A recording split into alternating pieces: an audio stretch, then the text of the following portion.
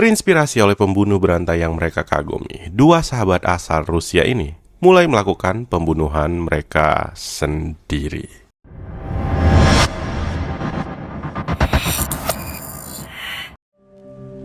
Di bagian timur kota Irkutsk terdapat sebuah kawasan bernama Akademgorodok, yaitu lingkungan yang dibangun di sekitar institusi pendidikan dan pusat penelitian, sehingga kehidupan di sana sebenarnya jauh dari gambaran kawasan kriminal yang biasanya menjadi latar belakang kasus pembunuhan berantai. Namun pada akhir 2010, orang-orang yang tinggal di sana mulai mengalami sesuatu yang tidak biasa karena beberapa warga ditemukan telah diserang ketika berjalan sendirian, sementara pelakunya selalu datang dari belakang dan menghilang sebelum korban sempat melihat wajah mereka dengan jelas. Di tempat yang sama, tinggal dua pemuda bernama Archo Manofriv dan Nikita Litkin yang sudah saling mengenal sejak masih sekolah dan akhirnya menjadi teman dekat. Bahkan Litkin disebut sebagai satu-satunya teman dekat Anofriv. Keduanya sama-sama memiliki masalah dalam pergaulan, dan seiring bertambahnya usia, mereka justru semakin banyak menghabiskan waktu bersama, termasuk di internet, tempat mereka menemukan sesuatu yang kemudian perlahan mengubah cara mereka memandang kekerasan. Sekitar beberapa tahun sebelumnya, mereka pernah melihat pemberitaan mengenai Alexander Pichushkin, yaitu pembunuh berantai yang dikenal sebagai Bitsevsky Maniak, dan ketertarikan itu tidak berhenti setelah acara televisi tersebut selesai. Mereka mulai membaca lebih banyak tentang kasus pembunuhan berantai dan membicarakan kekerasan bukan lagi sebagai sesuatu yang mereka baca dari jauh, melainkan sebagai sesuatu yang menarik untuk dipahami dan ditiru. Bahkan di dunia maya, ketertarikan itu sudah mulai terlihat secara terbuka karena Anofriv membuat sebuah grup bernama Pichushkin Our President, sementara Litkin membuat komunitas yang disebut Irkutsk Anti-Homeless Gang Blood Magic yang menggunakan gagasan membersihkan jalanan dari para gelandangan. Mereka juga membuat berbagai komunitas lain dengan nama-nama provokatif, dan beberapa percakapan mereka kemudian menjadi bagian dari bukti yang menunjukkan bahwa perhatian mereka terhadap pembunuhan bukan sekedar rasa penasaran. Lalu, pada tanggal 14 November tahun 2010, apa yang selama ini hanya mereka bicarakan, akhirnya pun dilakukan. Malam itu, Anastasia Markovskaya, seorang perempuan berusia 18 tahun, sedang berjalan dari halte menuju kawasan Novoirkutsky ketika dua orang mengikutinya dari belakang. Mereka kemudian menyerang kepalanya sampai dia jatuh, tetapi serangan itu tidak berakhir dengan kematian karena kedua pelaku akhirnya pergi dan Markovskaya berhasil bertahan hidup. Namun, ada sesuatu yang aneh setelahnya. Karena ketika Markovskaya menceritakan kejadian tersebut di forum internet Akademgorodok, orang-orang yang menyerangnya ternyata mengetahui tulisan itu. Anofriv dan Litkin sendiri kemudian menghubunginya, dan bukannya menghindari korban, mereka justru bertanya tentang apa yang dia rasakan ketika dipukul dan diserang. Kejadian itu seharusnya menjadi peringatan bahwa ada sesuatu yang sangat salah, tetapi polisi saat itu tidak langsung menganggapnya sebagai bagian dari rangkaian pembunuhan. Tidak ada barang yang dicuri dari Markovskaya, sehingga laporan tersebut tidak berkembang menjadi penyelidikan besar, dan dua pemuda yang sebenarnya sudah terlibat dalam serangan itu tetap berada di luar radar polisi. Beberapa hari kemudian, mereka menyerang lagi, dan kali ini mereka mulai memilih korban dengan pola yang akan terus muncul selama beberapa bulan berikutnya, seperti seseorang yang berjalan sendirian pada waktu yang gelap dan terlihat lebih lemah daripada mereka. Serangan berikutnya kembali terjadi pada bulan November, kemudian pada tanggal 1 Desember tahun 2010. Mereka melihat seorang anak laki-laki berusia 12 tahun bernama Daniel Semyonov yang sedang pergi bermain seluncur. Daniel diserang di sekitar kawasan Akademgorodok dan mengalami luka parah di kepala, sementara ketika keluarganya menemukannya, dia masih hidup dan ambulan sempat dipanggil, tetapi anak itu meninggal sebelum mendapatkan pertolongan lebih lanjut. Yang membuat kasus ini begitu penting adalah bagaimana kematian Daniel diperlakukan pada saat itu, karena polisi tidak langsung melihatnya sebagai pembunuhan. Kematiannya dianggap sebagai kecelakaan saat bermain, sehingga orang yang sebenarnya telah menyerangnya tidak hanya berhasil lolos, tetapi juga mendapatkan sesuatu yang jauh lebih berbahaya, yaitu keyakinan bahwa mereka tidak akan tertangkap. 15 hari kemudian pada tanggal 16 Desember, seorang perempuan berusia 69 tahun bernama Olga Pirog, yaitu seorang peneliti senior di Institute of Solar Terrestrial Physics, ditemukan tewas hanya sekitar 20 meter dari tempat Daniel ditemukan. Kali ini, penyidik menemukan bahwa perempuan tersebut mengalami banyak luka, tetapi uang dan barang berharga miliknya tidak diambil, sehingga semakin terlihat bahwa tujuan serangan bukanlah sekedar mendapatkan harta.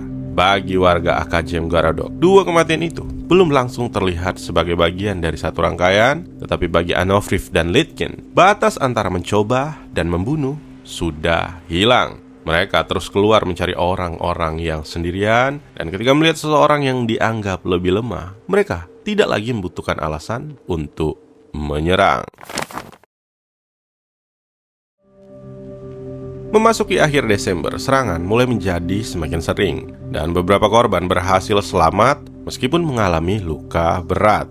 Salah satunya adalah seorang perempuan hamil yang diserang ketika sedang berjalan bersama anaknya. Tetapi situasi berubah ketika sebuah kendaraan muncul dan membuat kedua pelaku melarikan diri sebelum mereka menyelesaikan serangan tersebut. Pola serangan itu mulai membuat warga sadar bahwa mereka sedang menghadapi sesuatu yang berbeda dari kejahatan jalanan biasa, karena korban tidak dirampok untuk mendapatkan uang dan pelaku juga tidak punya hubungan pribadi dengan mereka. Mereka hanya memilih seorang yang sedang sendirian, datang dari belakang, kemudian menyerang secepat mungkin sebelum menghilang.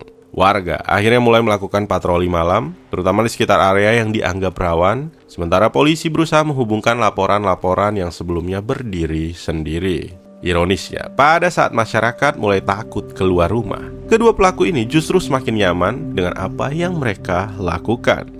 Dalam pemeriksaan kemudian, terungkap bahwa pembunuhan tidak selalu diputuskan secara spontan, karena mereka bisa membicarakan dan menyepakati rencana beberapa hari sebelum melakukannya. Lalu sebelum dan sesudah kejahatan, mereka kembali berkumpul di apartemen salah satu dari mereka. Mereka tidak lagi sekedar menemukan korban, tetapi mereka mulai berburu. Ada satu hal yang membuat kasus ini begitu sulit dipecahkan, karena kedua pelaku hampir selalu menyerang dari belakang. Para korban yang selamat paling banyak hanya melihat sekilas dua sosok di belakang mereka, bahkan beberapa tidak bisa mengingat suara pelaku, sehingga polisi tidak mendapatkan gambaran wajah yang cukup jelas untuk langsung mengarah kepada seseorang. Sementara itu, Anofriv dan Litkin tetap menjalani kehidupan seperti pemuda biasa, dan di dunia maya mereka justru semakin terbuka. Mereka menggunakan nama asli dalam sejumlah aktivitas internet, membuat grup yang berisi materi kekerasan, serta berbicara dengan orang lain mengenai gagasan untuk melakukan pembunuhan. Salah satu detail yang kemudian membuat penyidik terkejut adalah jumlah materi digital yang berhasil ditemukan, karena keseluruhan percakapan Anofriv yang disita selama penyelidikan mencapai 8 jilid atau sekitar 4.600 halaman cetak. Banyak orang yang pernah berkomunikasi dengan mereka ternyata menganggap mereka hanya sedang berlaga atau mencari perhatian, sehingga ancaman yang mereka tulis tidak benar-benar dianggap serius. Padahal beberapa di antaranya sudah berbicara tentang pembunuhan secara terang-terangan. Mereka bahkan mencoba menarik orang lain untuk ikut melakukan kekerasan, seolah-olah membunuh seseorang adalah sebuah ujian yang harus dilewati untuk membuktikan bahwa seseorang bukan sekedar poser. Dan di belakang semua itu ada satu gagasan yang terus muncul, yaitu mereka ingin dikenal. Ketika penyidik kemudian membongkar aktivitas mereka, nama Alexander Pichushkin muncul berkali-kali. Anofriv bukan hanya mengetahui kasusnya, tetapi bahkan membuat grup yang menjadikannya semacam figur yang mereka kagumi. Dan sejumlah sumber menyebut bahwa keinginan meniru pembunuh berantai terkenal merupakan salah satu motif yang kemudian mereka akui sendiri. Tetapi pengaruh Pichuskin bukan berarti seluruh motif mereka bisa dijelaskan dengan satu kalimat. Dalam penyidikan dan persidangan muncul beberapa kali unsur sekaligus, seperti keinginan untuk membunuh, kebencian terhadap manusia, pengaruh lingkungan ekstremis, keinginan untuk terkenal, serta keinginan meniru pembunuh yang sudah lebih dulu terkenal. Bahkan seorang peneliti sejarah yang menjadi saksi di persidangan menggambarkan tindakan mereka sebagai sesuatu yang sangat sesuai dengan konsep misantropi. Sementara aktivitas mereka di internet menunjukkan bagaimana kebencian tersebut perlahan bercampur dengan fantasi untuk menjadi seseorang yang dikenal.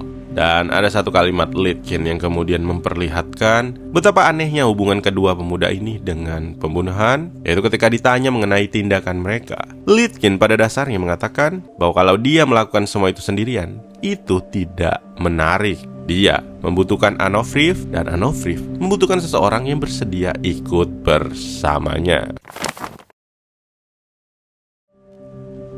Pada tanggal 3 April tahun 2011, Onofriv dan Litkin kembali keluar mencari korban, dan di kawasan Akajem Garodok, mereka menemukan Alevtina Kuidina, yaitu seorang perempuan tunawisma yang sedang berada sendirian di dekat kawasan Institut Ilmu Kebumian. Mereka menyerangnya dengan pisau hingga tewas, tetapi setelah Alevtina tidak lagi bernyawa, keduanya ternyata belum selesai dengan korban mereka. Onofriv dan Litkin justru mengambil sebuah kamera dan merekam apa yang mereka lakukan terhadap jenazah Alevtina. Dalam rekaman tersebut, Litkin terlihat memotong daun telinga korban dengan pisau, kemudian mencoba merusak bagian tubuh lainnya, termasuk bagian mata, sementara Onofriv berada di belakang kamera, dan keduanya bahkan terdengar tertawa ketika melakukan tindakan tersebut.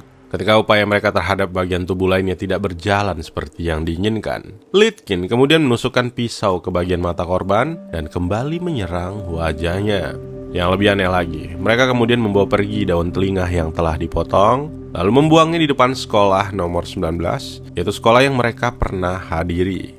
Jadi tindakan terhadap jenazah tersebut bukan sekedar sesuatu yang terjadi secara spontan di lokasi pembunuhan, karena mereka masih membawa bagian tubuh korban setelah meninggalkan tempat kejadian. Dan tanpa mereka sadari, ada satu kesalahan yang jauh lebih fatal daripada meninggalkan jejak di lokasi, yaitu kamera yang mereka gunakan bukan punya mereka. Kamera tersebut adalah milik paman Litkin, yaitu Vladislav Antipov, yang sebelumnya meminjamkannya kepada keponakannya tersebut. Setelah kamera itu kembali, sang paman menemukan kartu memori yang masih berisi rekaman itu, dan ketika melihat isinya, dia menyadari bahwa orang yang ada di dalam video bukanlah orang asing, melainkan keponakannya sendiri bersama seorang teman.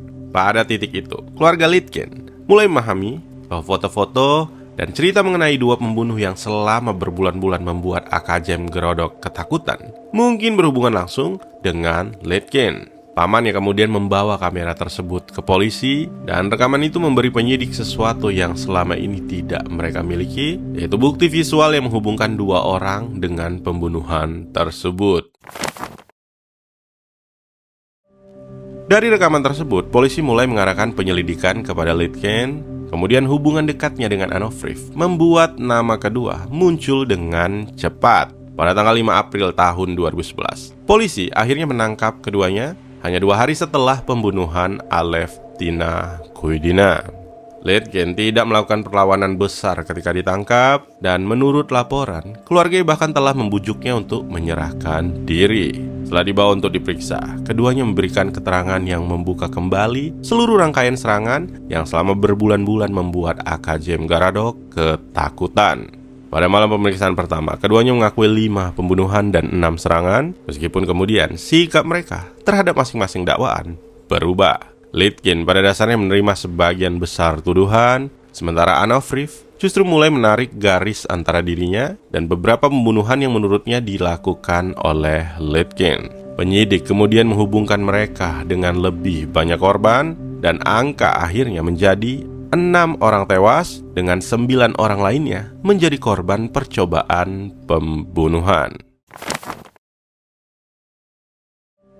Semakin dekat kasus ini menuju persidangan, hubungan yang selama bertahun-tahun membuat keduanya begitu dekat justru mulai retak. Litkin tidak sepenuhnya menerima upaya Onofriv untuk menjatuhkan dirinya dari sejumlah pembunuhan, Bahkan pada satu titik dia menyampaikan kepada ibunya bahwa mereka melakukan semuanya bersama dan dia tidak mengerti kenapa Anofriv dibuat seolah-olah menjadi satu-satunya pihak yang bersalah. Di sisi lain, Anofriv semakin keras membantah keterlibatannya dalam sebagian besar kasus pembunuhan tersebut. Dia mengakui keterlibatannya dalam pembunuhan Olga Pirog dan Alevtina Kuidina, tetapi menolak bertanggung jawab atas beberapa kasus lain dan mencoba menggambarkan Litkin sebagai pihak yang lebih banyak melakukan kekerasan. Persidangan akhirnya menjadi tempat di mana dua sahabat tersebut tidak lagi berdiri sebagai satu kelompok. Mereka duduk di kursi terdakwa yang sama, tetapi mulai memiliki cerita yang berbeda mengenai apa yang sebenarnya mereka lakukan. Dan pengadilan kemudian harus memilah mana yang merupakan pengakuan, mana yang merupakan upaya mengurangi kesalahan,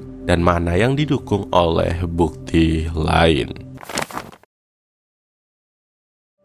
Persidangan berlangsung dengan perhatian publik yang sangat besar karena kasus ini bukan hanya mengenai 6 pembunuhan dan sejumlah percobaan pembunuhan, tetapi juga memperlihatkan bagaimana dua pemuda yang masih sangat muda bisa melakukan rangkaian kekerasan selama berbulan-bulan. Mereka didakwa atas pembunuhan, percobaan pembunuhan, perampokan, penghinaan terhadap jenazah, serta pembentukan komunitas ekstremis.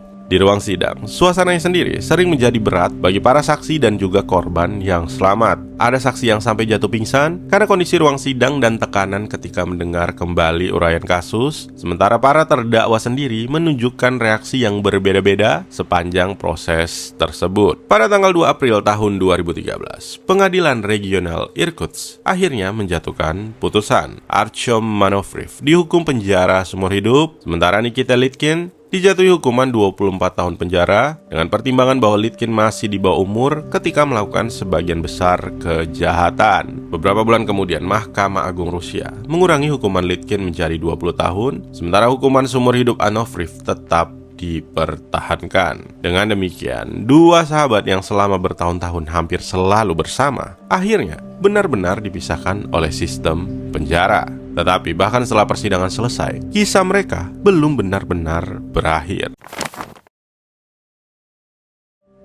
Pada tahun 2016, ketika masih menjalani hukuman, Litkin kembali terlibat dalam kekerasan di penjara. Dia menyerang seorang narapidana lain dengan benda logam dan memukul bagian kepala korban berkali-kali, tetapi narapidana lain berhasil menghentikannya sebelum korban meninggal. Kasus itu kemudian menghasilkan hukuman tambahan 11 tahun penjara pada tahun 2017.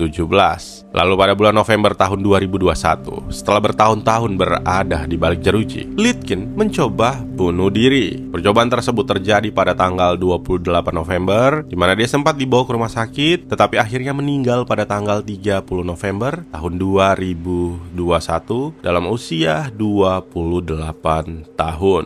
Sementara itu, Artyom Manofriv masih menjalani hukuman seumur hidup. Dan mungkin bagian paling aneh dari kasus ini bukan hanya bahwa dua sahabat tersebut menjadi pembunuh berantai, tetapi bagaimana prosesnya berlangsung begitu terbuka sebelum mereka melakukan pembunuhan. Mereka membaca tentang pembunuh berantai, membicarakannya di internet, membuat grup yang menggaungkan nama pembunuh, mengajak orang lain untuk ikut melakukan kekerasan. Dan bahkan, setelah salah satu korban selamat menceritakan serangan di internet, mereka sendiri datang kepadanya untuk bertanya bagaimana rasanya ketika diserang. Lalu mereka mulai melakukan apa yang sebelumnya hanya mereka bicarakan, dan selama berbulan-bulan, tidak ada yang tahu siapa mereka. Sampai akhirnya sebuah kamera yang mereka gunakan untuk merekam kejahatan mereka sendiri justru menjadi benda yang membuka semuanya. Dua sahabat itu ingin menjadi seperti pembunuh yang mereka kagumi, dan pada akhirnya mereka berhasil menjadi terkenal, hanya saja bukan dengan cara yang mereka bayangkan.